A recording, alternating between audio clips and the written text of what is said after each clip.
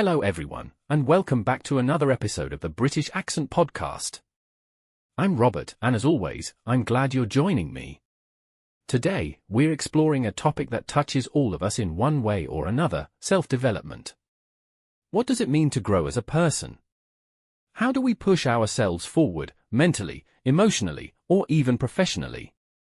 Whether you're building new habits, trying to improve your mindset, or setting goals for the future, self-development is something we all go through, sometimes consciously, sometimes without even realizing it. In this episode, we're going to talk about what self-development really means, how to start, and why it's often harder than it looks. I'll also share some thoughts and ideas you might find helpful if you're on this journey yourself. So, wherever you're listening from, whether you're commuting, relaxing at home, or just out for a walk, welcome, and let's get started.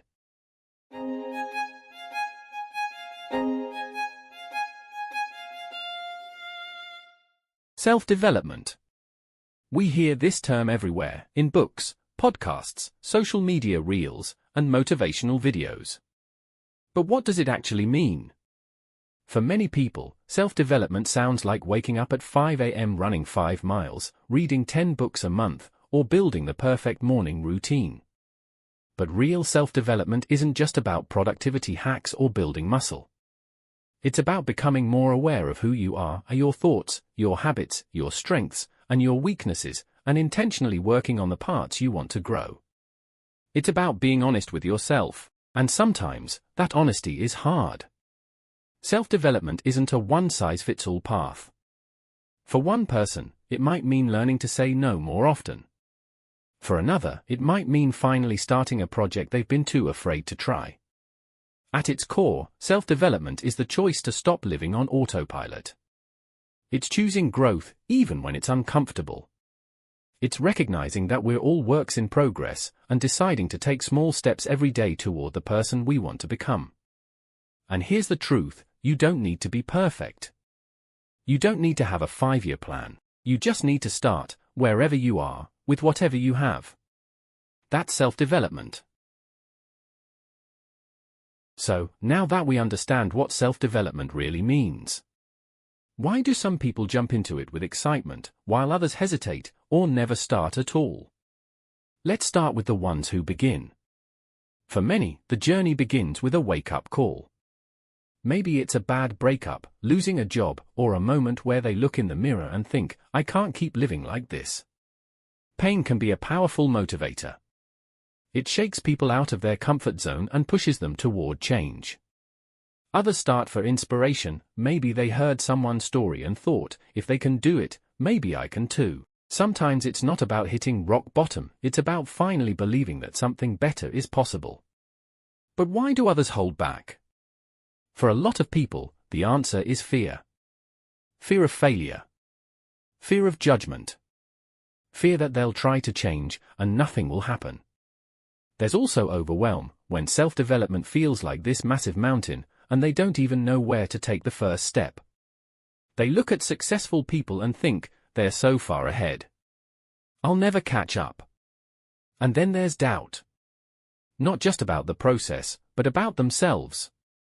They failed before, so why would this time be different? These are all real, human feelings. And they hold people back, not because they're lazy, but because they're scared. And that's okay. The truth is, self-development doesn't need a perfect starting point. It just needs a small act of courage. Even listening to a podcast like this might be your first step. And that's already something to be proud of. Now, let's talk about one of the biggest misconceptions in self-development: the idea that growth is supposed to be smooth, fast, and always moving forward. Social media loves this version of the story. You see a video, someone wakes up at 5 a.m., exercises, meditates, journals, builds a business, and smiles through it all. No bad days. No mistakes. Just wins. But real life? It's messy. Progress in self-development is not a straight line. It's more like a squiggly loop, with ups, downs, pauses, restarts, and sometimes even going backwards before moving forward again. You might have a week where everything clicks, your habits are on track, your mind feels clear. And the next week? You oversleep, skip your goals, and feel stuck again. That's not failure. That's normal. One of the biggest reasons people quit is because they think, I messed up. I'm back to zero. But that's not true. Self-development is like learning a language or building muscle. You don't lose all your progress because of a bad day. And you don't have to be perfect to keep going. We also need to stop comparing our Chapter 2 to someone else's Chapter 20. Some people have been doing this for years. Some people have support, resources, and experience you don't see. You're not behind, you're on your own timeline. So, if you're listening to this and thinking, I tried to grow, but I keep slipping. Remember, progress isn't about never falling. It's about learning to stand back up, again and again. Even a slow climb is still a climb. Let's talk about something that confuses a lot of people on the self-development journey: what actually keeps you going, motivation, or habits. Here's the truth: motivation is a spark. Habits are the fuel. Motivation feels amazing. It's that sudden energy you get after watching an inspiring video, or reading a powerful quote. You feel like you could change your whole life in a day. But that feeling? It fades. Motivation is emotional. It's not stable. It depends on your mood, your sleep, the weather, even what you ate. That's where habits come in. Habits don't care how you feel. They're small systems you repeat every day, until they become automatic. For example, if you rely on motivation to eat healthy, you'll do it some days, and quit when you're tired or stressed. But if you build a habit of planning your meals every Sunday, keeping healthy snacks at home, and prepping food in advance, you don't need motivation. You've built a system. Self-development becomes more consistent when you stop chasing motivation and start building habits. And here's the good news: you don't need giant changes to start. Even something as small as setting a 10-minute timer to read every night. Or writing down 3 things you're grateful for every morning. These small things add up, and they teach your brain, this is who I am now. Habits make growth easier. Motivation gets you started. Habits keep you going. Here's something people often overlook when working on self-development: your environment. Not just your room or your desk, but the people around you, the information you consume, the things you see and hear every day. Let me ask you, can you really stay focused and disciplined? If you're surrounded by negativity, distractions, or people who don't believe in growth, your environment silently shapes your habits, your thoughts, and your identity. And sometimes, self-development isn't just about pushing yourself harder. It's about designing a better space to grow in. Let's break it down. Digital environment: are you following inspiring, educational content, or doom scrolling through content that makes you anxious or insecure? Social environment: are your friends supporting your goals, or making fun of them? Do they push you to grow, or pull you back into comfort?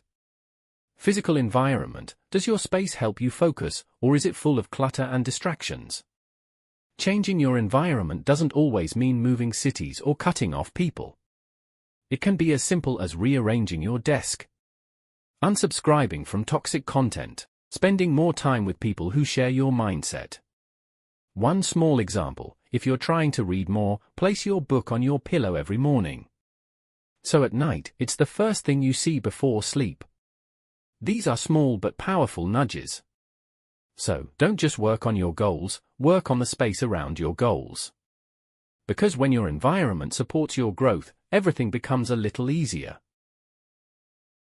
We've talked a lot about taking action, setting goals, building routines. But there's one more piece that ties it all together.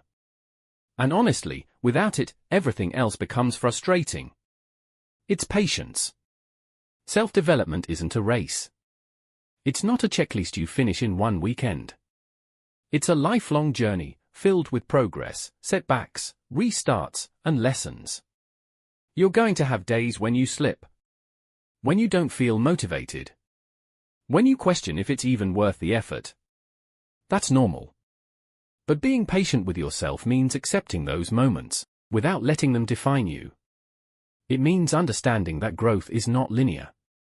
You might not see big changes every day. But that doesn't mean nothing is happening. Let me tell you this, real change is quiet. It's the moment you bounce back a little faster. It's the decision you make differently today than you would have last year. And most importantly, it's how you treat yourself when things don't go as planned. If you talk to yourself like a failure, you'll give up. But if you talk to yourself like a friend, you'll keep going. So, give yourself the same grace you'd give someone you love. Keep showing up. Keep learning. And trust the process, even when it feels slow. Because the goal isn't to become perfect. It's to become a little better, a little wiser, and a little stronger, over time.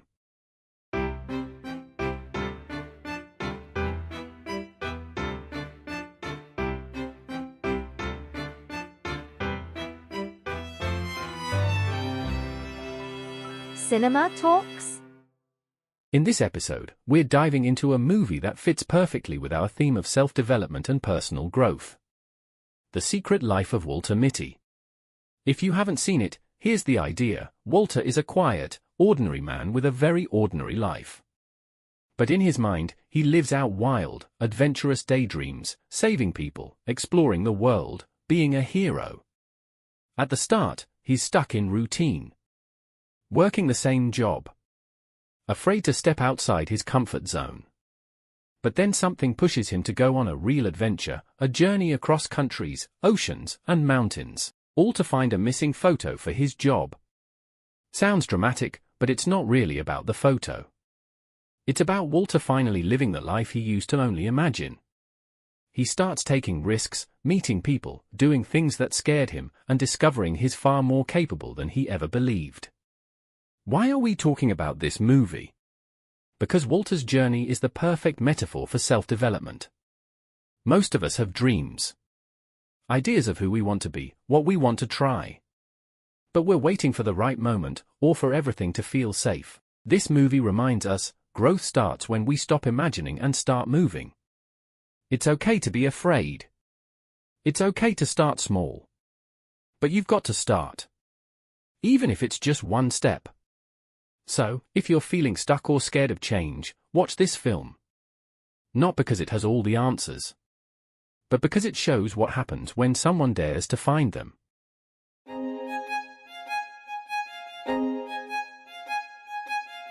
Words of wisdom. You know, there's a quote I came across recently that really stayed with me. It's by Carl Jung, the Swiss psychiatrist, and he said, "Your vision will become clear only when you can look into your own heart." Who looks outside, dreams, who looks inside, awakes. I love this quote because it captures something really important about self-development.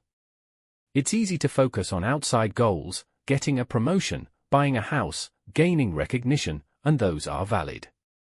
But real growth starts with looking inward. When we start to understand who we are, what drives us, what scares us, and what we truly want, that's when real change begins.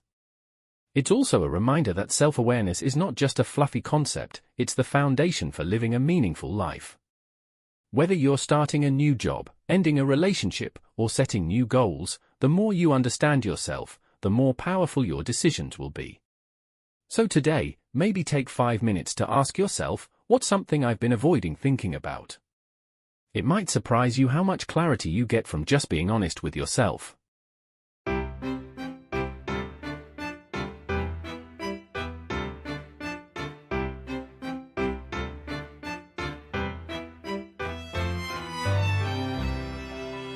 Curious Minds.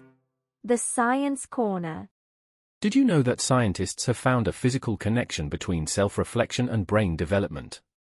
In a 2016 study published in Nature Neuroscience, researchers discovered that the brain's default mode network, the part of the brain most active when you're not focused on the outside world, plays a big role in self-awareness and reflection. This network includes regions like the medial prefrontal cortex and posterior cingulate cortex, which light up when we think about our past, our future, or our personal identity. What's fascinating is that people who regularly practice introspection, like journaling, meditating, or engaging in deep conversations, tend to have stronger connections in this network. That means that developing self-awareness is not just psychological, it's biological too. The more we reflect, the more we literally shape our brain for growth and emotional intelligence. And here's something even cooler, neuroscientists also found that neuroplasticity, the brain's ability to rewire itself, continues well into adulthood. So even if you've never really been into self-work before, it's never too late to start. You can still train your brain to grow, like a muscle, by simply giving yourself space to think, question, and learn from your own experiences.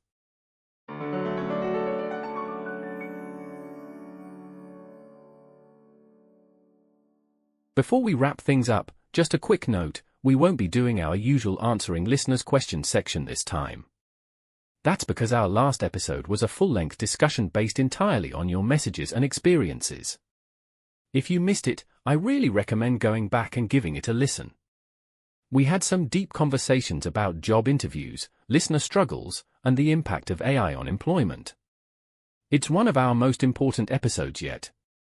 Now, as always, thank you for spending this time with us. Today's journey through self-development was packed with ideas, challenges, and inspiration, from building better habits to rewiring our own brains through reflection.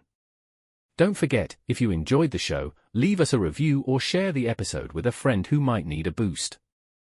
You can find all the links we mentioned, including those science articles, in the description below. And if you have thoughts or stories to share about today's topic or anything else, we'd love to hear from you. Just send us a voice message or drop us a comment on YouTube or your favorite podcast platform. Until next time, stay curious, stay kind, and keep growing. This was Robert, and I'll see you in the next episode of the British Accent Podcast.